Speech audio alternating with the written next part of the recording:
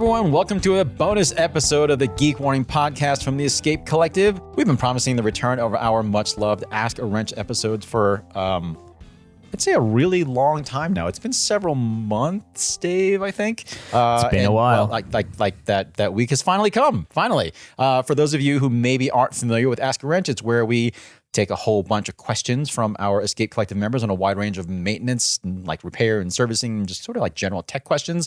Put them in front of our panel of experts to get answers to those questions that hopefully everyone listening will find useful, or like at least entertaining. Anyway, I'm James Huang. I'm joined on this panel today by my fellow tech editor at Escape Collective, Dave Rome in Sydney, Australia. Hi, Dave. Hello. And after a far too lengthy hiatus is pro mechanic and owner-operator of the Boulder Gruppetto independent repair shop here in Boulder, Colorado, Zach Edwards. Hello. Hi, Zach. It's so good to have you back on this show. Yeah, it's been a bit. It's been, I mean, we may have to actually like scroll back to see how long it's been, but it's been too long. Probably like, if I were to guess, like February-ish. It's been a while. Something, yeah. Well, I mean, last time I saw you were clean shaved. Now you've got a beard just below your neck, so it's been a while. Like it's Yeah. Just kidding. Yeah, the last time you saw him, he and Ruth didn't have any kids, and now they've got teenagers. Nope, definitely not. I know we did this math before, but I think what do we say? Like, what do we have in combined experience working as pro mechanics in bike shops? What, like something like 50 years or so between the three of us? Was that right? It seemed like too many. It was a lot of years. Yeah. How many years of bitterness? Lots. Yeah.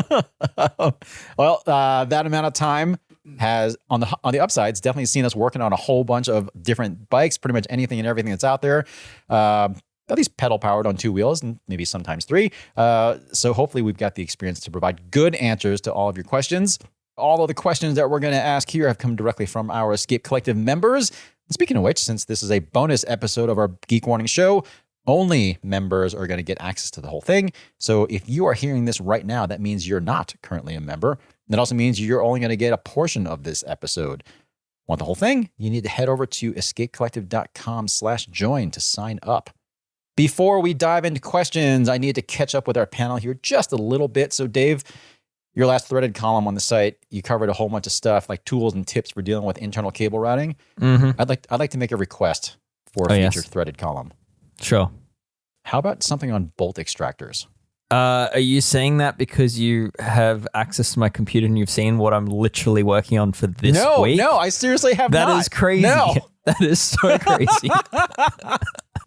That's kind of creepy. Dave, how long have you and I worked together again? We figured it's something like 12, 14 years or something? It's been more than a decade, yeah. Yeah. I seriously, that is nuts. We seriously have not discussed this beforehand. I'm not joking. Okay. All right. I'm feeling a little creeped out right now. All right. Fair enough. I guess that means my request is going to be granted. Yes. Yeah. I might split it into two parts because it's proving a big topic. But the first part will focus on more prevention and dealing with rounded heads of bolts. Okay. So tips and tricks and tools for that, where basically, leaving the drill and the Dremel alone for now. Oh, interesting. Yeah. Okay. Yeah.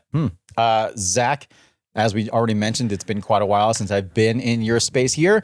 You as usual, you're busy, but thankfully not like totally buried in boxes and stuff as you typically would be. But I am curious. So you are a fully independent one-person repair shop, meaning it is just you. Me. Yep. Doing everything. I would imagine it is often tempting to just kind of like take on more and more work because that does mean more and more money. But I am curious, for the sake of mechanics out there who might either be already doing what you're doing or considering doing what you're doing, how do you make sure you carve out time for yourself? I guess, yeah, that's a loaded question. I definitely try. I have a hard time saying no to people.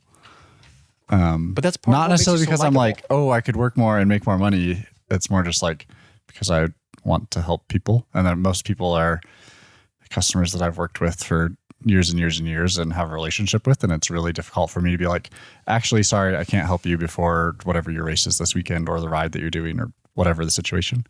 But I do try. I feel like lately I've been trying to schedule things a little bit better, so I'm less underwater. so that by August I don't hate bikes. But yeah, otherwise just try and ride my bike and yeah. So pretty basic stuff. Well, let me ask you this: how long did it take you to figure out how to establish those boundaries? Because I'm going to guess that you didn't really do a whole lot of that early on. Yeah, I mean, early on, right? Like I would say every year that I've done this, I've gotten busier and busier. So like, let's say the first year it was pretty easy to schedule things. But now it's what, I don't know, 6-7 years later, maybe. Has it been that long already? I think it has been. Wow. Something like that. Yeah, quite busy all the time, which is good.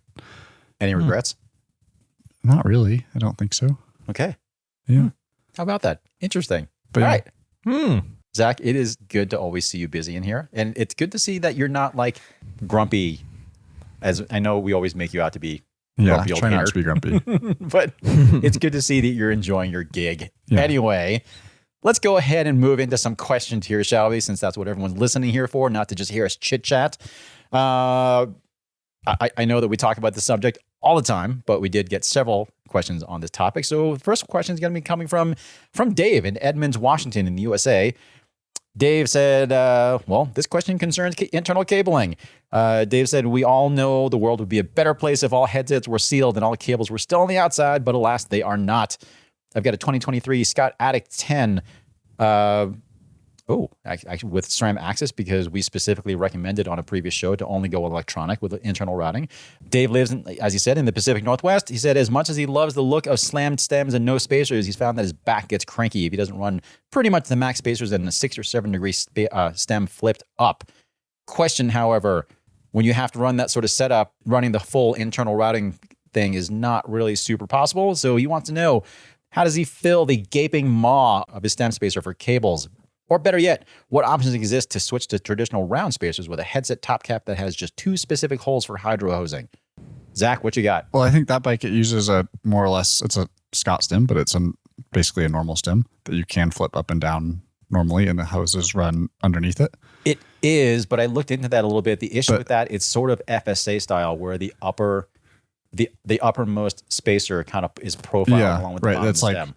The plastic spacer is designed to be with the stem down. So then it looks terrible when the stem's up. Exactly. So in an ideal world, Scott would make a piece that's made for this. Well, or there's like a million online 3D printing places. Well, I looked into this a little bit. So that bike, it uses an Acros headset, model number AIF-1112, in case you're wondering. So one thing that I think it's good to remind people is, while a lot of bikes now have what are kind of billed to be proprietary headsets for internal cable routing, a lot of them also aren't proprietary headsets. So Acros in particular, they are definitely a pretty big third-party supplier for companies who want to run internal cabling. And there definitely is not a whole lot of great documentation on this as far as what other options you can run, but it's a pretty standard bearing. And there are definitely other brands that use Acros headsets. So as I said, it was a little unclear to me when I was looking around online earlier. But because that upper bearing is almost certainly shared with other Acros headsets that probably do have internal cabling, Acros does have upper headset covers that just have a couple of ports where hoses can feed straight in. So I'd recommend contacting Acros, not Scott, to see what sort of options might be available, because you might be surprised. That would then allow you to run just normal round headset spacers. Exactly. So it still is not going to be the most aesthetically pleasing, because the brake hoses are going to be more exposed. Correct. But then you don't have like plastic gaps. Yeah. So a tarmac frame, it's going to come with upper bearing caps to allow you to run it with their stem, or to run it with a normal stem that the brake hoses just come out. And a lot of frames are that way. So I would think that would likely be a spare part that Scott has. I don't know the Addict too well, but I don't know the current generation of Addict too well. But I'm assuming that headset bearing is not just Acros compatible, that it would be pretty standard 1.5 inch upper bearing. I think it's actually 1 1/4, if I remember correctly. Because is that one of the ones using the offset steerer? That's Scott's yes, I believe so. Never mind. Yep. So that does limit the options a little bit compared to some bikes using 1.5 inch upper bearings. But yeah, okay. I'll go with Zach's advice on that one. Contact Scott for But recommendations. either way, I would contact Scott and Acros directly Yeah. just to see what they say. Because as Zach mentioned, I mean, sometimes when you buy a frame set, you do get more parts, like more little headset bits and that sort of thing that you would get if you bought a whole bike. So maybe those parts already exist from Scott. Maybe they don't. Yep. But again, if they're not available from Scott, they very well may be available from Acros. So David in Edmonds, Washington, I don't think you're stuck. So I'd get a hold of one or both of those companies and see what turns out. All right. Well, sticking to the theme for now, this next question comes from Greg Jenna, who described himself as an American living in the UK. Greg's thinking about getting a new road bike this year. He'd like to build it himself, which he's done several times before. However, the prospect of dealing with fully hidden hoses makes him hesitate. Of all the approaches to internal cabling out there, who has the easiest system to work on? We've kind of answered this before, but I feel like it's worth revisiting because clearly it's still a question. Who wants to grab this one first? I mean, I would say there are a lot of them out there now, and some are definitely better than others. The biggest thing I would say is a stem that allows you to remove a spacer from underneath it and put a spacer on top without cutting the steer tube. Particularly for a new bike build, you're not 100% on the position. Like, it sucks when you cut the steer tube too short and you're stuck with too aggressive a position. Yeah.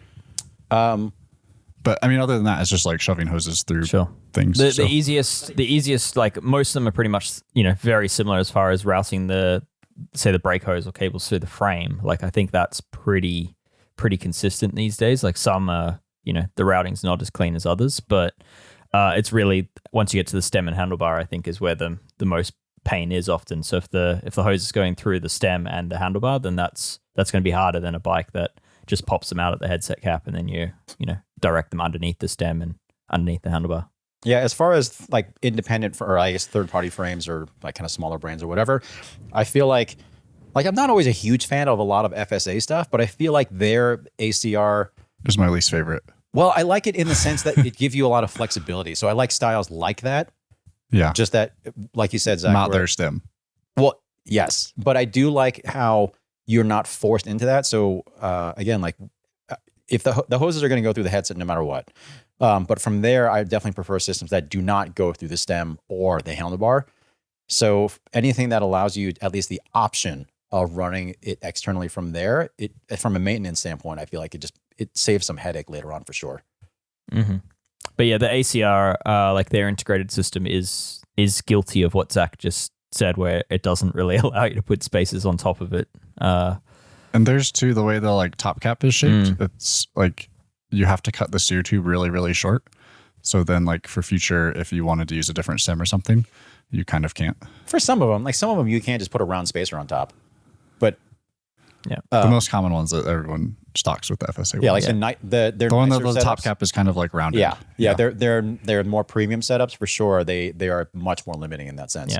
But regardless, again, whichever way you go, just do yourself a favor and don't run the lines through the stem or the handlebar. It would just be so much easier.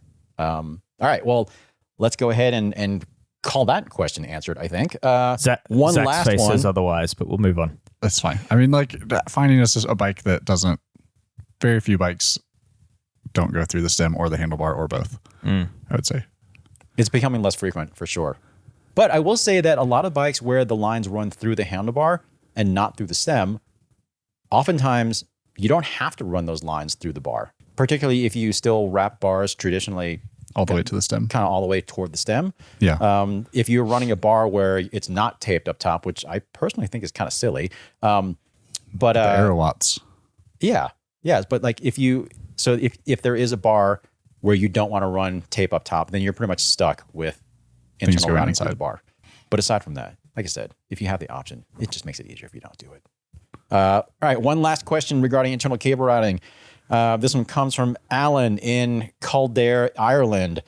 Alan's got a question about a Trek checkpoint that has internally routed hoses through the headset bearing. Wants to know what's the best process for getting the fork out to remove the lower bearing. I'm not really sure there's a whole lot of like options here. You kind of just have to disconnect everything. Yeah. I mean, the rear brake, you probably don't have to, depending on what bar setup you use. Like those that usually allow a fair bit of slack between the bar and the stem, like headset top cap, because those are like what James' ideal scenario is, where it doesn't go through the stem or the bar.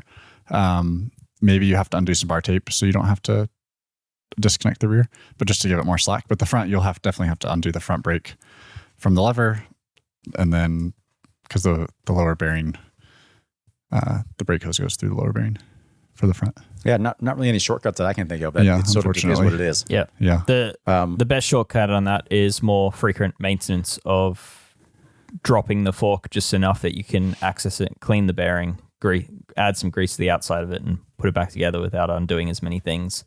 And that should extend the life of your bearing quite a bit. And like that bike too, like I said, that allows a fair bit of slack in the brake hoses, so it's pretty easy to drop the fork. Yeah. At least enough to access the bearing and clean things. That should be a bike you're very familiar with at this point, Zach. I've worked on many checkpoints. All right, let's leave internal cable routing behind here. Let's move on to some more general tool and workshop questions here for a bit. This one comes from Adam in Bentonville, Arkansas, again in the U.S.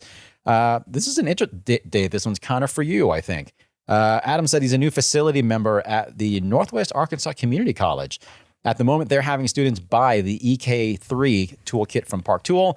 He's looking at building out a new toolbox for the students to purchase from the college bookstore. He's looking to lower the cost from $1,000 US to closer to like less than $500 ideally. The goal is that this toolkit will be of high quality, long lasting tools that they can use to accomplish most tasks in a pretty professional environment.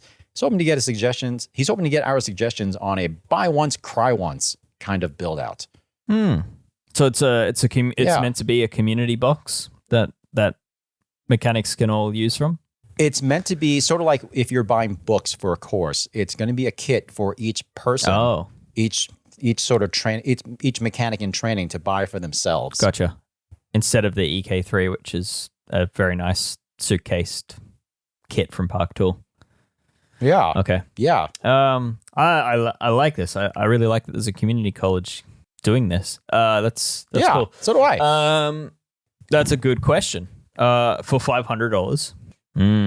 EK3 the EK3 is probably where I'm still going to settle on for that sort of money because it gives you a toolbox with actual space to grow, and it's a professional kit that you can use for years and years and years for professional use. So, I don't think my advice for that sort of money will change. Short of that, I'd probably be suggesting that they actually build something out piece by piece. And yeah, if it's something that's going to be bought by 10 students, then they can probably negotiate some sort of deal on buying each tool. And yeah, for $500, you can just get some really good quality fundamental tools. What I wonder actually is if that bookstore, if Adam might be able to contact someone at Park Tool directly and potentially, I don't know if there's some sort of student discount or something like that where Park Tool can just drop ship that toolkit. They normally deal with community run training businesses and that sort of thing. Park Tool's pretty progressive in that regard. So I would say that's probably a pretty good option. Well, in light of that, Dave, do you have any tool brands that are typically a little less expensive to Park that you like? Not if they're trying to build out a kit for professional use. I would say Park is probably a pretty good level to stick at if that's the goal. You get a lifetime warranty and it's decent stuff.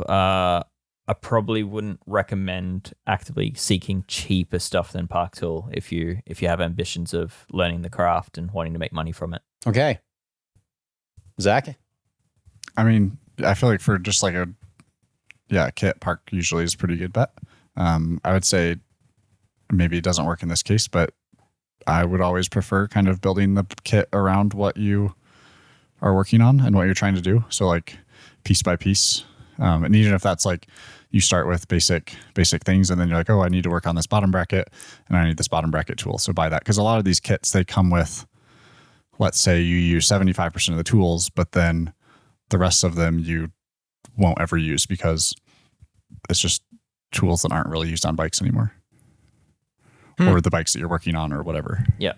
So in that sense, at least the initial cost, even if the cost long term might be a little bit greater than what that EK3 might cost initially, then at least maybe the very base kind of get into the door cost might be a little bit lower, and then you buy what you need as you go. But I guess I wonder for this particular situation, if it's a like a bike mechanic course, it probably would be a good idea. I think what Adam's looking for is a kit that every student will have, and they'll all be the same. Yeah. So that like I guess from a curriculum standpoint, it's important for everyone to have the same kit. Yeah. There's not too Adam, many wasted tools in that EK3. Like I'm looking at it, probably the headset spanner is the only thing that you might not use too often on a modern bike, but in a sort of community university sense, you probably will need that sort of tool anyway. So yeah, definitely. So yeah, thankfully there's not too many old standard tools in that kit. It's a pretty modern offering, and overall, I'd say the price is on the high side because of that case that it comes with. So perhaps, if you're trying to get in underneath the price point of the EK3 kit, then the answer would probably be to look at the tools it comes with and try replicate that list, but perhaps without the toolbox. Just without a box. Don't Pedros do some kits that are like come in more of a tool roll? Yep, they do. The burrito roll is another good option. It's sort of at a park tool level.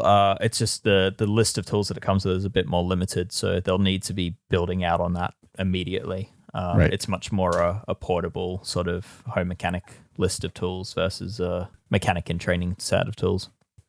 So, Right. Well, Adam, it sounds like the consensus here is to not go too much cheaper than that Park EK3. That said, Adam, you can certainly get in touch with myself or Dave, and we can certainly try and put you in touch with the people at Pedros and or Park, and then see what they can do for you. Because again, I think both of those companies would be pretty open to doing something in a university setting like that. So we might be able to help you get something figured out here. All right, next question comes from Andreas in Berlin, Germany. Dave, I feel like this one's kind of also for you because you've written at length at this topic. Is it okay to loosen bolts with a digital torque wrench? Because in a previous post, you had written, quote, don't use it to undo fasteners because the breakaway torque, which can be higher than the initial torque, can overload and damage the tool, unquote. However, Andreas' question is, with a digital torque wrench based on a strain gauge, wouldn't that just lead to an out-of-range measurement? So is it safe to do that sort of thing with a digital torque wrench? Strain gauges are perhaps even more sensitive to overload than a spring. So because those do break, actually. Yeah. So once you go over the recommended range of a strain gauge, it will be damaged. So your torque wrench will no longer be accurate across its usable range. So you can undo bolts with the torque wrench as long as the torque while you're undoing it remains within the range of the torque wrench. So if your digital torque wrench, I think most of them are like 3 to 20-ish Newton meters, most of the ones on the market, and it gives you a live peak torque reading as you're using it. As long as while you're using it, you don't see that number go too far beyond 20 or whatever the max torque on the wrench is, you probably can use it to undo bolts. It's just best practice not to. All right, Andreas. Well, there is your answer. Unless you want a very, very expensive, not very good breaker bar. Pre-interruption, I had a question for Dave. Is there a downside with digital or not to just crank it to the max and then loosen the bolts with it? Well, yeah. So the risk is that you still go over that max. Yeah. So that's the downside. Is assuming that you're not going to go over the max, then it's probably fine. I mean, you might be causing more wear on the wrench than ideal for such an expensive tool, but yeah, I mean, it's fine. But yeah, there's just the risk that you go over that maximum range of the torque wrench because breakaway torque is significantly higher than turning torque. Yeah. I mean, it sounds like the moral of the story here is why run the risk? Yeah. Have more tools. Yeah. Just use this as an excuse to buy yourself a nice breaker bar. I mean, most torque wrenches are ratchet, right? So it takes literally 2 seconds to pop a ratchet off and put a torque wrench on and vice versa. What do you mean by that? If like the same bit, like rather than right. If you don't want to go like, oh, I need to go find my Allen key or whatever. Yeah. You already have the same bit. Yeah. So with all that said, there are some torque wrenches on the market that actually do allow you to undo bolts. So Presticycle's torque keys, which are also anything with the torque key branding on it, which are like preset wrenches, they actually are locked anti-clockwise, so you can undo bolts with them. And then Wera has recently started releasing some torque wrenches with the lockout mode, which is pretty cool. So you can just slide up a collar or lock it out. And whoa. Yeah. A torque wrench with a lockout mode. Is it like a crown mounted knob or It's remote switch? Yeah. I'm waiting for the flight attendant torque wrenches, but Where it just automatically predicts what you're going to lose. exactly. But yeah, the lockout mode, as with the mountain bike, there is the risk of accidentally going into a section where you anticipate the wrench to move and you've accidentally locked it out. So just beware. Again, moral of the story: just get yourself a regular ratchet or breaker bar. Yeah. All right. Well, next question comes from Andrew Newman in London in the UK. Andrew said he really enjoyed my piece on the old Campagnolo toolbox. He said it made him think about all the obsolete tools he's accumulated over the decades.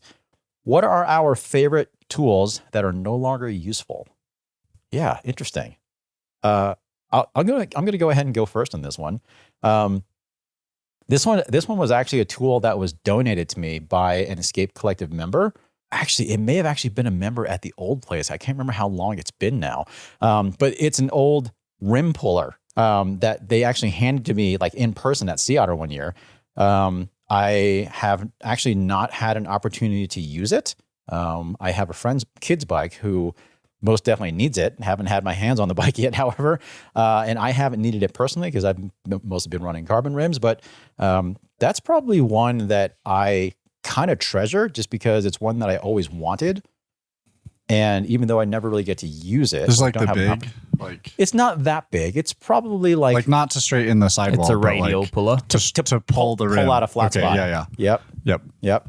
It is it is cast steel or it might be cast aluminum. It's a cast metal tool. It's pretty burly, pretty industrial. Yeah. But I love it so because again, I remember the shop I started working at. They had one of those that was for bending fork legs back. Oh yeah. Which is like the thing that clamped in the vise and sketch. Yeah, the fork leg one's not made anymore, but the rim puller one you can still buy.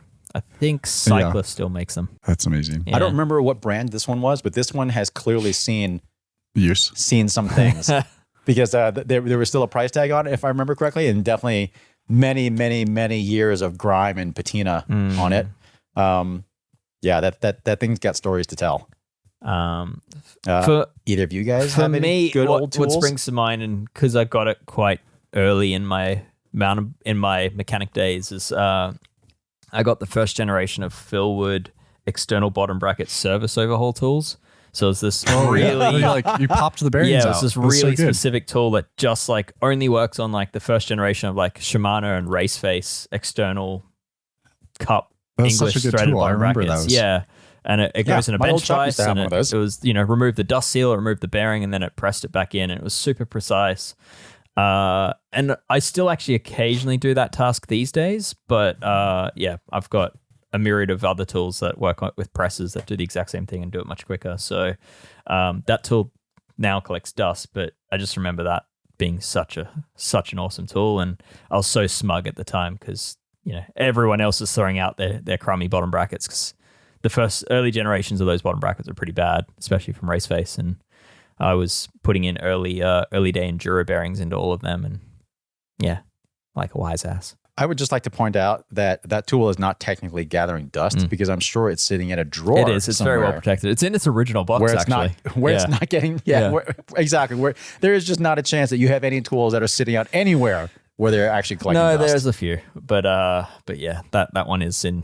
Yeah, doesn't see the light of day. Yeah, interesting. Zach, I have an old travel case just full of old tools that are no longer used, but my favorite one hasn't made it in that box yet. But I don't use it very often anymore. Probably once every few months. It is part of your Campy box. It is the Campy hub axle vise tool. For quick release wheels. Yeah. It is so far superior to every other one on the market, but only works for quick release wheels. It does. Or track wheels or whatever. And every time I use that, it just makes me so happy. It's such a simple design. It's so simple, and it just clamps really well. It doesn't kind of move out of place, and it's just really, really good. But I don't get to use it very often these days. Speaking of that Campagnolo toolkit, Bruce Judson, if you are listening to this, I know I still owe you some bread. It is coming, I promise. Wait, you traded a Campagnolo toolkit for some bread? Dave is like, I wish I baked bread. That's maybe a story for another Oh day. my goodness. The cost of bread in Boulder is absurd. All right. Hey, remember when I told you you're going to get cut off? Well, I am nothing if not a man of my word. If you want to get the rest of this episode of Geek Warning and every other special episode of Geek Warning, along with everything else, you can find at escapecollective.com. Head over to escapecollective.com/join to sign up. Hopefully we'll see you back here in a few.